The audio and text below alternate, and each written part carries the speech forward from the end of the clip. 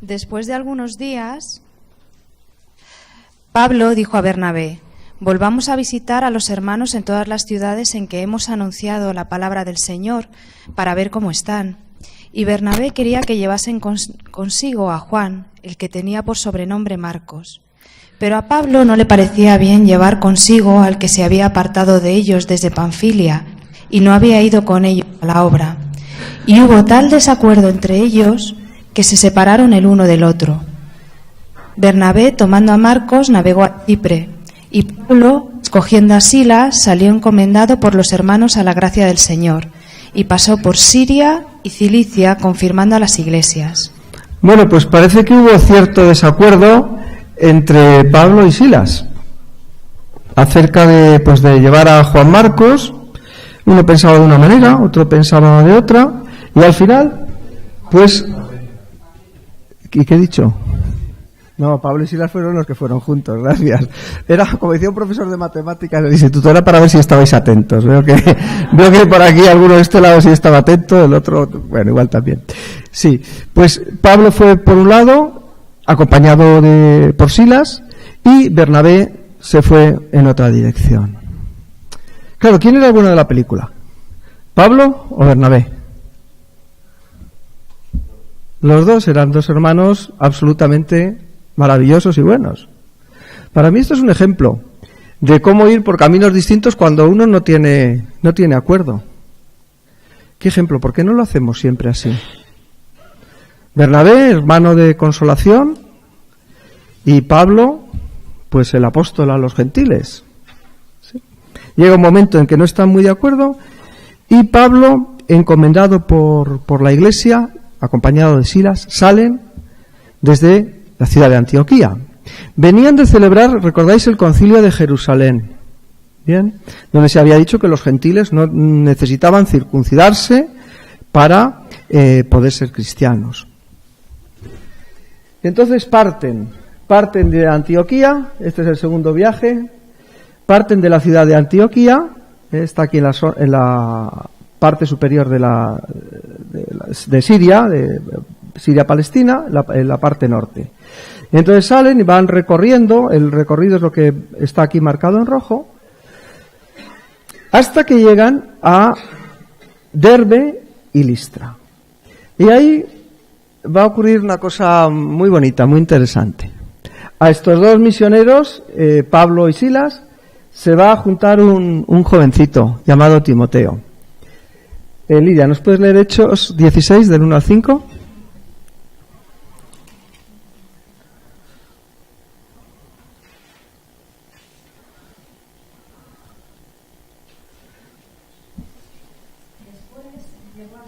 Y a Listra, y aquí había allí cierto discípulo llamado Timoteo, hijo de una mujer judía creyente, pero de padre griego, y daban buen testimonio de él los hermanos que estaban en Listra y en Icono. Quiso Pablo que éste fuese con él, y tomándole le circuncidó por causa de los judíos que había en aquellos lugares, porque todos sabían que su padre era griego. Y al pasar por las ciudades les entregaban las ordenanzas que habían acordado los apóstoles y los ancianos que estaban en Jerusalén, para que las guardasen. Así que las iglesias eran confirmadas en la fe y aumentaban en número cada día. Bueno, pues ahí vemos a un jovencito, Timoteo, que es el compañero con el que escribe la carta a los filipenses. Pablo y Timoteo, a todos los santos que están en Filipos con los obispos y diáconos. Este jovencito, en una de las cartas, le escribió 2 cartas que están recogidas en la Biblia. Nadie tenga en poco tu juventud. Era un hombre que era de buen testimonio para los hermanos que estaban allí. Madre judía, padre gentil, por tanto no estaba circuncidado, y Pablo le circuncidó. No porque fuera necesario cumplir la ley, sino por cariño, por respeto hacia los hermanos judíos que iban a visitar, para que no fuera tropiezo ni escándalo. un jovencito que se va a unir con ellos en el viaje. Entonces van a ir caminando, dice, atravesando Frigia y Galacia, y llevaban, dice, les entregaban las ordenanzas que habían acordado por los apóstoles y los ancianos que estaban en Jerusalén para que las guardasen. Eso hemos leído en el libro de los Hechos, ha leído Lidia. Es decir, era aquel acuerdo que decía que los gentiles no estaban obligados a circuncidarse. ¿Bien? Y en ese viaje, mientras están atravesando Frigia y la provincia de Galacia, ocurren varias cosas interesantes. Lidia, ¿puedes leer del versículo 6 al versículo 10? Frigia y la provincia de Galacia les fue prohibido por el Espíritu Santo hablar la palabra en Asia. Y cuando llegaron a Misia, intentaron ir a Bitinia, pero el Espíritu no se lo permitió. Y pasando junto a Misia, descendieron a Troas. Y se le mostró a Pablo una visión de noche. Un varón macedonio estaba en pie, rogándole y diciendo: pasa a Macedonia y ayúdanos. Cuando vio la visión, enseguida, procuramos partir para Macedonia, dando por cierto que Dios nos llamaba para que les anunciásemos el Evangelio. Bueno, ¿cuál era el propósito de este segundo viaje?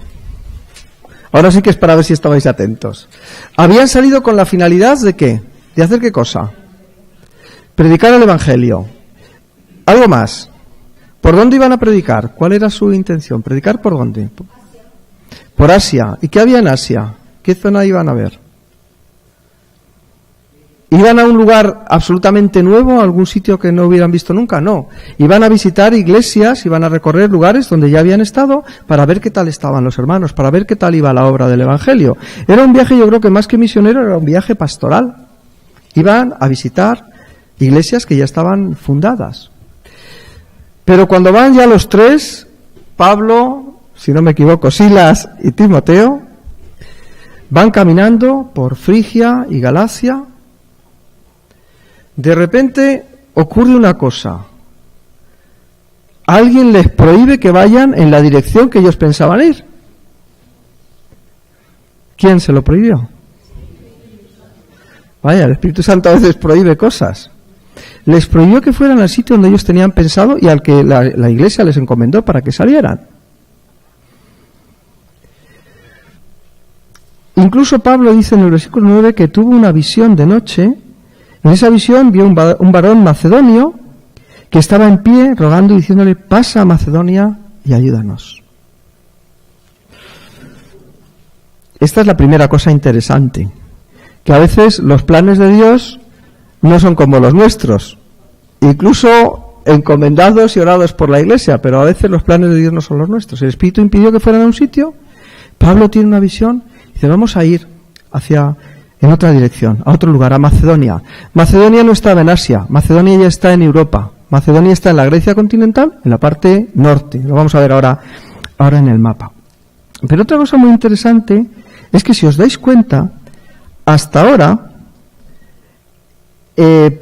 Pablo está hablando en tercera persona del plural. Vamos, se refiere a los protagonistas de esta historia como ellos.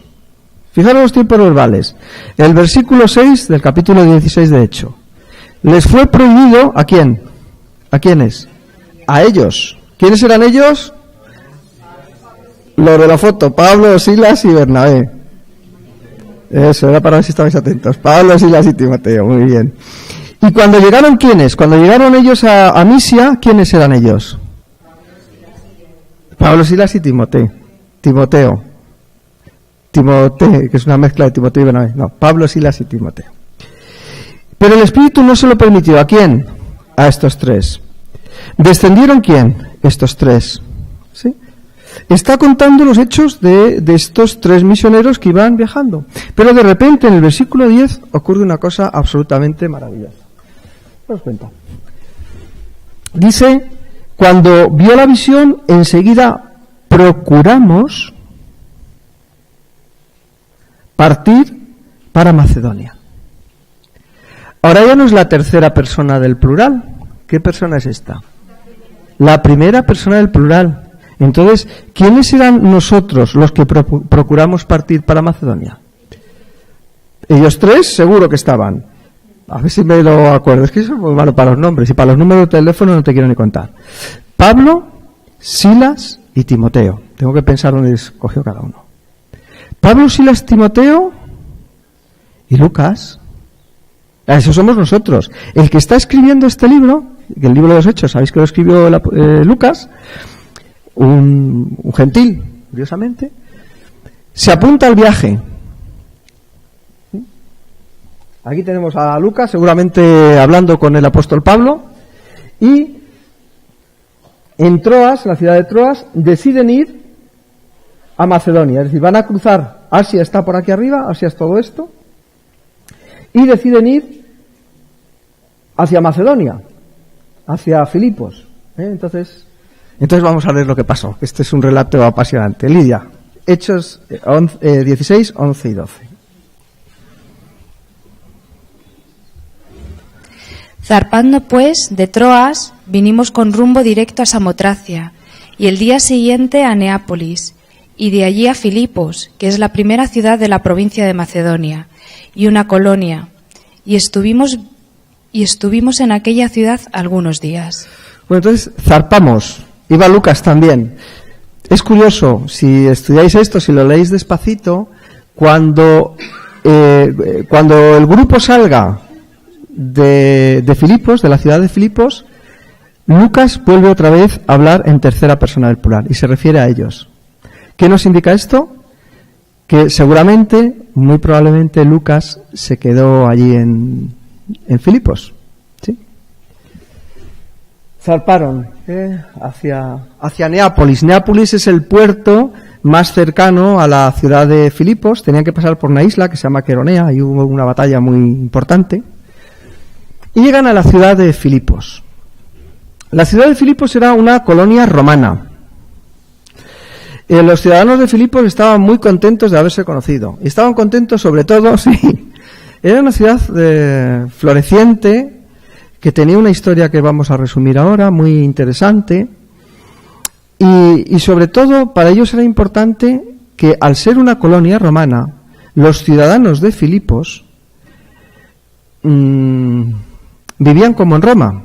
Seguramente ahí, aunque eso estaba en Macedonia, en Grecia, en esta ciudad posiblemente el lenguaje habitual, la lengua común era el latín. Era una colonia. Ahora os explicaré lo que es interesante. Esta ciudad había sido fundada por Filipo II de Macedonia, sobre la antigua Crénides. Crénides es una palabra que puede significar seguramente algo relacionado con pozos, fuentes, agua. Entonces, sobre esa ciudad antigua, Filipo de Macedonia, el padre de Alejandro Magno, fundó la ciudad de Filipos. Por tanto, va a ser una ciudad helenística, una ciudad griega, una ciudad culta, con edificios preciosos, con arte griego y demás. Filipo de Macedonia, por cierto, es este personaje que veis aquí a la izquierda. Este es Alejandro Magno, su hijo, y Olimpia, la mamá de Alejandro Magno. Ahí veis una marca característica que tenía Filipo. Aproximadamente año 368 a.C. Los griegos se habían peleado entre ellos y Filipo de Macedonia dijo: ahora esta es la mía. Y Filipo de Macedonia cogió y conquistó toda Grecia, y luego ya su hijo Alejandro Magno conquistó pues el resto del imperio conocido. Llegó casi hasta la India este Alejandro Magno, el gran conquistador que admiraban tanto. Bueno, pues la ciudad de Filipos tiene su nombre por Filipo de Macedonia. En el año 40 y pico, no recuerdo exactamente, antes de Cristo, se celebró una batalla. En realidad fueron dos, pero se conoce como la batalla de Filipos. Y esta batalla fue entre los que habían asesinado a Julio César. ¿Os acordáis de los nombres de estos? Esto es una clase de historia, la introducción es lo que me ha tocado. Bruto y Casio. ¿Sí? Tú también, hijo mío, Bruto y Casio. Entonces, después de asesinar a César, el pueblo romano, en lugar de apoyar a los que le habían librado del dictador, lo que hizo es que se puso a favor de Julio César. Y los que habían asesinado a Julio César tuvieron que huir. Y uno de los lugares donde huyeron, no se fueron para Hispania, pero otros, en concreto estos dos, Bruto y Casio, se fueron hacia Oriente, se fueron a Macedonia. Y ahí estaban refugiados hasta que las tropas de Augusto y de Marco Antonio, que era... Augusto era el emperador en el tiempo del cual nació Jesús, y Marco Antonio era el general más cercano a Julio César. Entonces ellos dos juntos, decididos a vengar el asesinato de Julio César, fueron a Filipos, a la ciudad de Filipos, donde estaban las tropas de Bruto y Casio, y les dieron bien. Sí. Hubo en realidad dos combates, una batalla en dos partes, y la ciudad fue refundada como una ciudad romana. Con ese título, Colonia Victris Philippensium. Es decir, Colonia, ya vemos lo que os decía antes, es una colonia romana que celebra la victoria en la batalla de Filipos. Luego estos dos que se habían peleado contra Bruto y Casio, Julio César y Augusto, se pelearon entre ellos. Y en una batalla, ahí cerca en el mar Mediterráneo, cerca de Egipto, en la batalla de Acio, Marco Antonio derrotó, las tropas de Marco Antonio derrotaron definitivamente a Augusto, derrotó, era para ver si estabais atentos. Hoy estoy yo despesito. Derrotaron a Marco Antonio. Joaquín dice sí, porque se está acordando seguramente de la célebre imagen de Cleopatra, que era la amante de Marco Antonio, pues que al saber que creer que Marco Antonio había muerto, pues se suicidó. Entonces entre los dos se pelearon y finalmente Octavio Augusto pues fue proclamado princeps, emperador. Con esto nace el Imperio Romano. Eso era el año, creo que lo puse, el año 27 antes de Cristo. Pues bien, ese mismo año 27 antes de Cristo, que es cuando él fue proclamado princeps, emperador, ese mismo año se dio a la ciudad de Filipos ese nombre que tenéis ahí. Colonia Iulia Philippensis. ¿Alguien se imagina dónde viene Iulia? ¿De qué Julio? De Julio César. Julio César era el padre adoptivo de Augusto. Entonces, esta colonia es otra vez establecida como colonia imperial, y esto significaba que tenía un montón de privilegios. Estas colonias eran en realidad Romas, pequeñas Romas en miniatura. Hablaban en latín, tenían los tribunales propios de Roma, la administración típica de Roma. Es decir, muchas veces cuando los romanos conquistaban un lugar, mantenían las instituciones propias de ese lugar conquistado. ¿Sí? ¿Alguien sabe algún ejemplo? Jerusalén. Mantienen el templo, pues esto hacían habitualmente los romanos. Sin embargo, la ciudad de Filipos no es una ciudad conquistada. La ciudad de Filipos es una colonia establecida por Roma en territorio griego, pero es una colonia romana. Es una especie de jardín, para ellos una especie de jardín, un oasis en el desierto rodeados de bárbaros.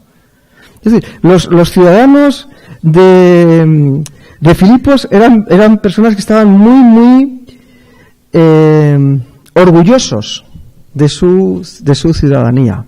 Estas colonias normalmente se fundaban porque se mandaban ahí unos veteranos de guerra, normalmente 300 personas, 300 legionarios. Y estos legionarios servían para que estuviese funcionando bien pues todas las vías del Imperio Romano. Qué curioso.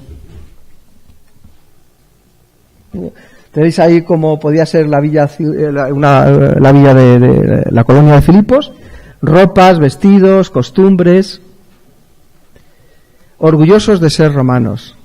Y Ya llegaremos ahí cuando lo estudiemos, pero viendo este contexto, qué curioso, ¿no? Cuando les dice en Filipenses, el capítulo 3, el versículo 20, a estos ciudadanos orgullosos de ser romanos, les dice Pablo, mas nuestra ciudadanía,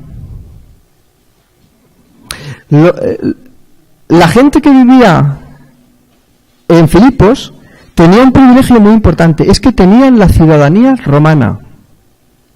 Solamente les podían juzgar en Roma con leyes romanas, tenían un montón de privilegios, porque eran ciudadanos de Roma, aunque vivieran en Filipo. No eran ciudadanos de Filipo, eran ciudadanos de Roma.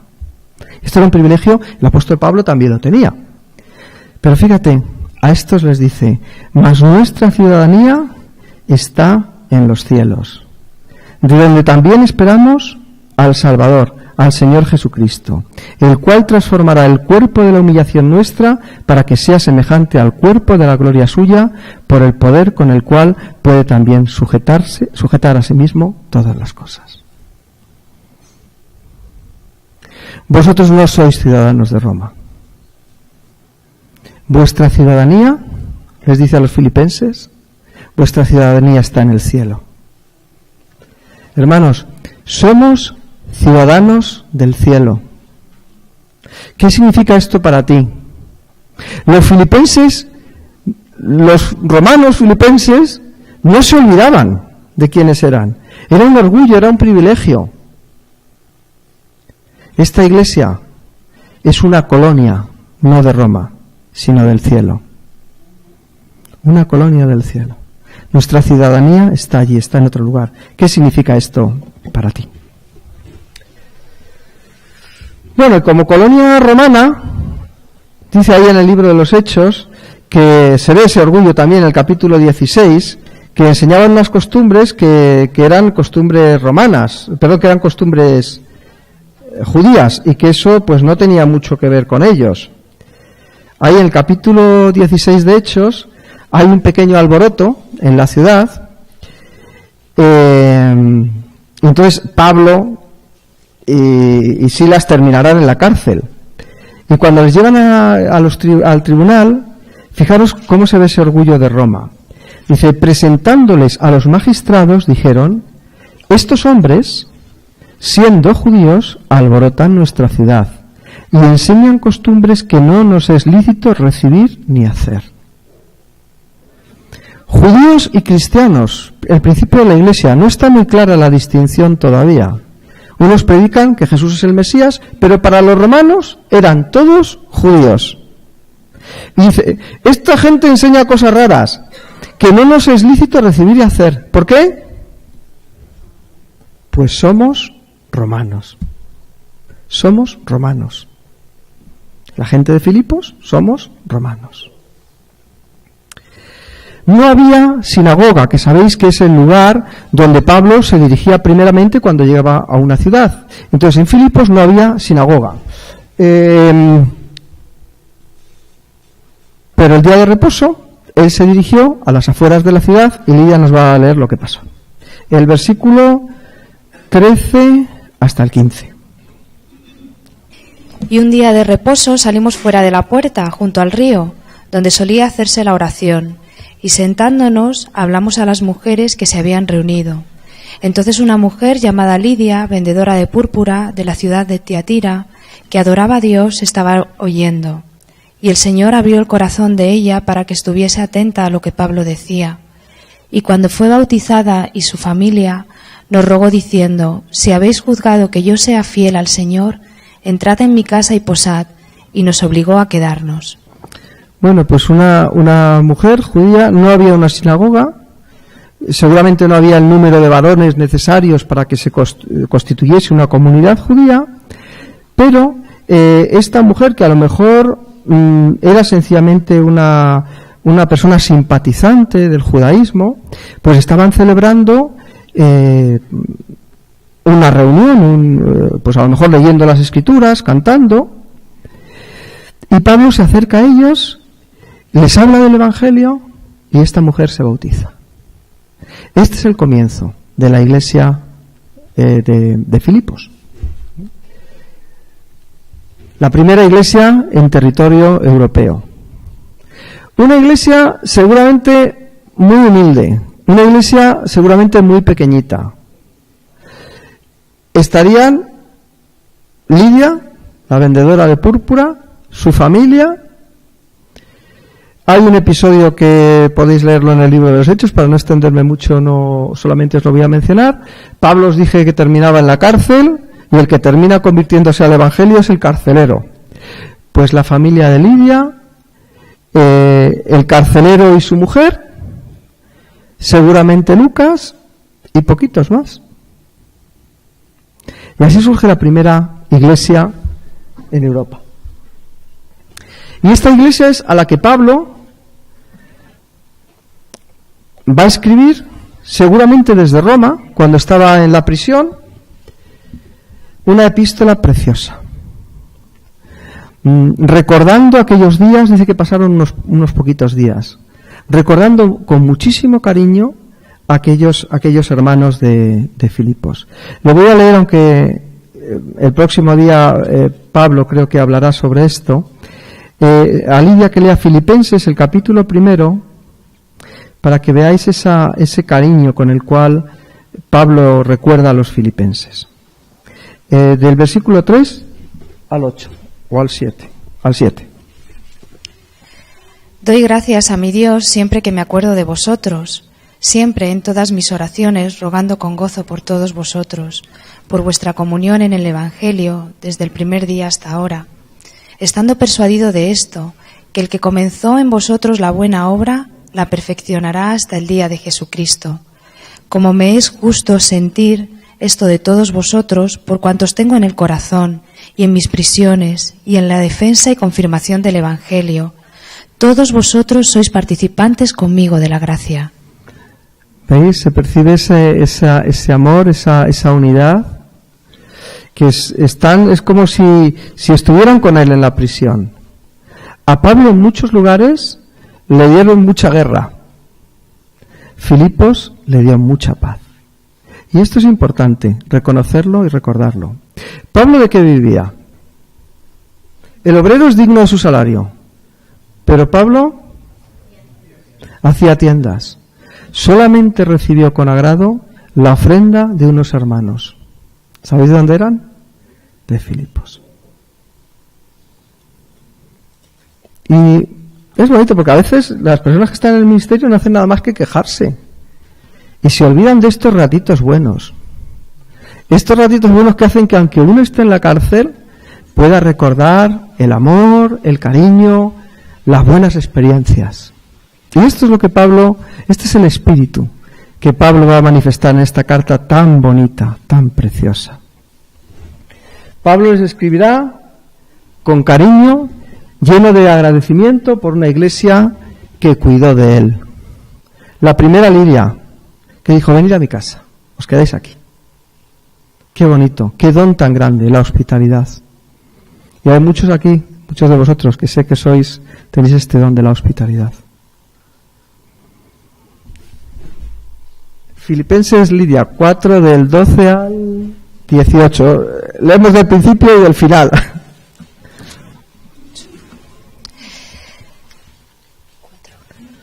Sé vivir humildemente y sé tener abundancia. En todo y por todo estoy enseñado, así para estar saciado como para tener hambre, así para tener abundancia como para padecer necesidad.